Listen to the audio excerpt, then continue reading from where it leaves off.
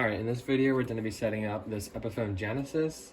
It's just really dusty and it's actually unplayable as of now. The bridge is lowered way too low. It's all the way down to the body and the action is just basically on the frets. It's unplayable. It buzzes like crazy. So we're going to fix all of that. We're going to put a lighter gauge strings on. Right now we have 10 gauge strings and we're going to put 9s on. Alright, the first thing I'm going to do with this guitar is I'm going to remove the strings. I'm not going to check the action or the neck relief because we already know the bridge is slammed all the way down to the body and the action is way too low. It's unplayable. And I'm changing the strings, like I said. I'm putting 9 gauge strings on instead of 10. So even if I check the neck relief now, it's going to be changed later on, so I'm not going to bother. If you guys don't have one of these, I highly recommend it. If you guys change your strings at home, you have to get one of these. It'll save you so much time. It has a winder at the end, so it helps change and put on strings so much quicker. It has a string cutter and even has a bridge pin puller for acoustic guitars. Like I said, you guys should definitely get one of these. They're not that expensive. I'll put a link in the description.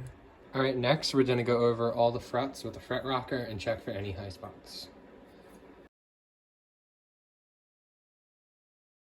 All right, next, since we don't have any high spots on the frets, we're gonna go over the pickups with some masking tape. In this case, I'm just gonna use some painter's tape just to cover them, because when we're working on the frets, when we're going over them with steel wool, we do not want any of the steel wool getting stuck to the pickups. It will drive you insane. All right, next we're gonna go over all the frets and fretboard with steel wool. Don't worry about damaging the fretboard. This is quadruple zero steel wool, I believe. It's the finest you can get. It won't damage the fretboard at all. So you don't have to worry about covering it up. But if you do have a maple fretboard or your fretboard has any kind of lacquer or coating on it, do not use steel wool, it will damage it. As you guys can see, the one in the center is the one I went over with steel wool. You can see the difference of how just shiny and smooth it is compared to the ones on the outside. All right, next we're gonna be going over the fretboard and frets again, but this time we're gonna be using lemon oil. I just put it straight into the steel wool and just rub it in nice and gently, just so it soaks up all the oil. And I normally let it sit for about a minute or two, just so it can really soak in. I use Dunlop 65 Ultimate Lemon Oil. This is just a personal favorite. This is what I like to use. I know a lot of people say don't use lemon oil at all, because it will actually dry out your fretboard instead of conditioning it. I have used this stuff probably hundreds of times and never once have I seen it dry out a fretboard or cause premature wear. So I think you're completely fine. Again, this is my personal opinion. I have no data or evidence to back this up besides personal use. So use with caution, I guess, but I like to use it and it seems to always work well for me. Really wanted to give you guys a good comparison, so I went ahead and did half the fretboard and left the other half like that. This is after I already soaked all the rest of the lemon oil up, and that's just what's left there. But you can see how dry it was before and how nice and rich and dark the color is now. All right, it's been about 2 minutes, and you can actually see that it soaked up some of the oil, and it's actually dry there now. So now you don't have to add any more. It's completely fine. It's got all the oils it needs. So we're just gonna go over it with just a nice clean cotton or microfiber cloth. In this case, I'm using an old cotton shirt. And we're just gonna go over and clean it all up. All right, now that we're done with the fretboard, we can remove all the tape from the pickups.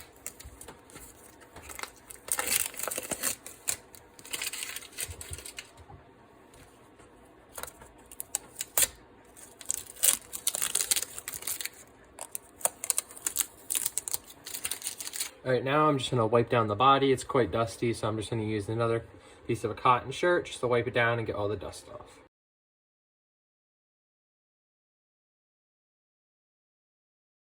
All right, next I'm gonna be changing strings. I'm gonna use these GHS boomers. They're a set of 9 to 42. I've never actually used these. I just had these lying around the house and I wanted to try a set of 9s on this guitar. So that's the only reason I'm using these. No specific reason at all. Never tried them, but I'll let you guys know if I like them. Something you guys always want to check before you put on your strings, or check these nuts right here. Sometimes if they're just loose like that, it will just make the tuning a little bit worse, and sometimes just knock it out a little bit sooner. So just go around and just make sure they're all tight. This one's a little loose, this one's a little loose, this is okay. So you just want to go take a little socket. If you guys have any of these lying around, this is a perfect fit. And I like to just do hand tightness. Just don't want to overdo it, so just do it with your hand and just make sure they're snug. As you guys can see, the pickup covers along with the bridge and tailpiece are all very dirty and varnished. I'm not sure how to clean this. If you guys have any tips or ideas on how you can clean them, please put it in the comments. As you can see, this one is not even gold anymore. It's just basically just back to the normal color. It's very, very hard to clean because this coating, the gold coating they put on here, is super thin. So if you scrub it too hard, it will come right off. So you got to be really careful. But again, like I said, if you guys have any idea how to do this, please just put it in the comments. In case you guys have never changed a string on this type of bridge, it's super easy. All you have to do is there's a hole in the front and back of this. Is you stick your string right through it and you just pull it through. Oh, be careful not to knock out your saddle. Kind of need that. If you guys don't know how these go in, they're really easy too. They just literally pop in. Just like that. All right, I don't know if you guys know how to change strings, but I'm going to show you guys how I like to do it. It's super simple. You take the string, stick it through the hole, give yourself a little bit of slack. You want enough so you can be able to wrap it around the post over top of where you stuck it in. Then all you want to do now is you want to start tightening it, and then once you get close, you want to take this string and you want to go over top of this one, just like this. And you just keep tightening until you get the tension. The reason I do it this way, as you can see, it creates a little kind of knot. It locks the string in between these two. So it's very hard for the string to ever pop out, and it just really helps tuning stability. All right, now you want to take your string winder or whatever you have and just cut the ends off the strings.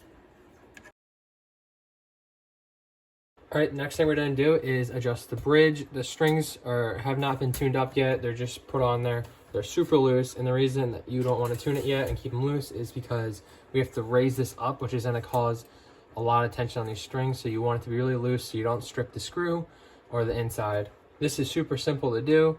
All we have to do is take a flathead screwdriver and stick it in this slot and just twist it and raise it up.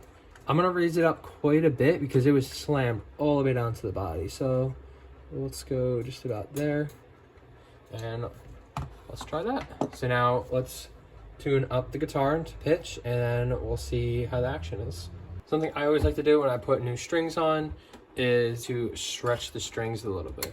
Just pull them up a little bit. Not too hard because you don't want to break them, just enough to stretch them a little bit.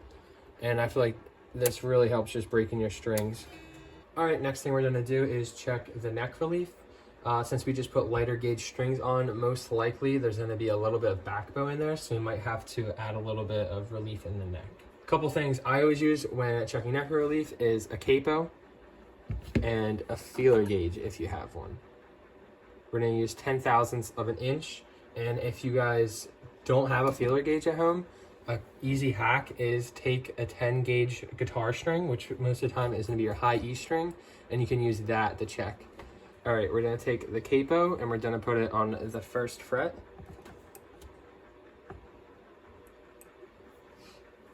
We're going to flip it up on its side. And we're going to press down on the low E string just where the neck meets the body. So in this guitar, it's right around the 17th fret. And you're going to go over to the 7th fret, and you're going to be able to see if this can slide. As you guys can probably see, it does not fit, not even close. I can barely even get it under. It's completely on the fret.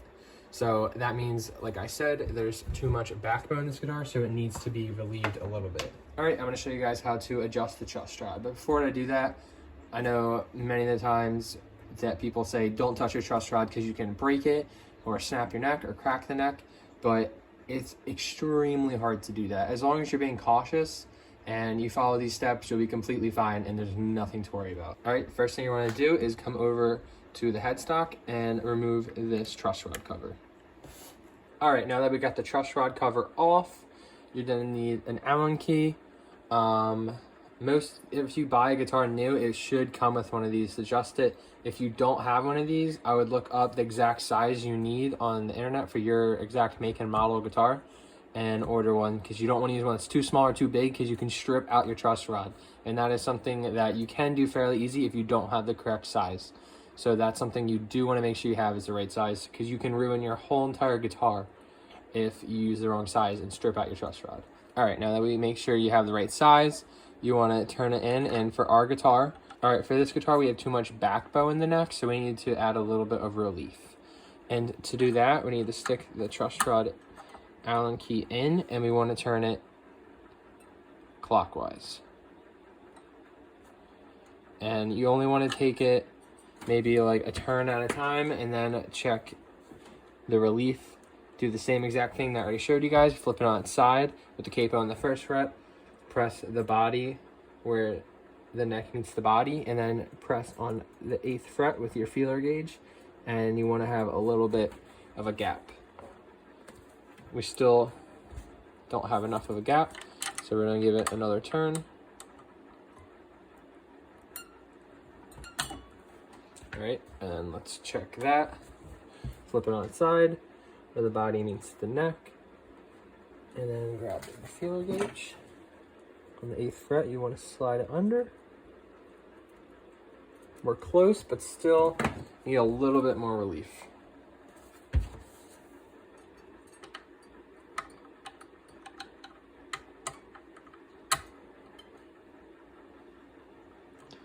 Let's try that. It might do it.